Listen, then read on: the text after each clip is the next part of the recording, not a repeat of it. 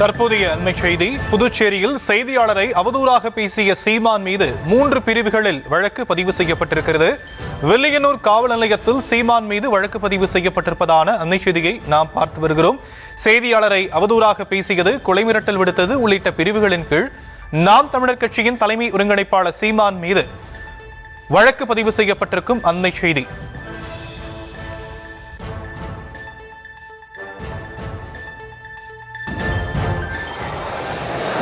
உன்னை இன்னைக்கு இல்ல ரொம்ப நாளா பாக்குறேன். உனக்கு ஏதோ பைத்தியம் ஆயிட்டாங்க. கேள்வியா கேள்வி. நீ மரியாதை கேள்வி அல்றா முதல்ல. டேய், நீ முதல்ல கேள்வி கத்துக்கிட்ட போடா. ஆளை மயிரி ஒரு பத்திரிக்கை ஒரு மைக்க தூக்கிட்டு கேமரா எடுத்து வந்தா பெரிய வெங்காயம் மாடா நீ.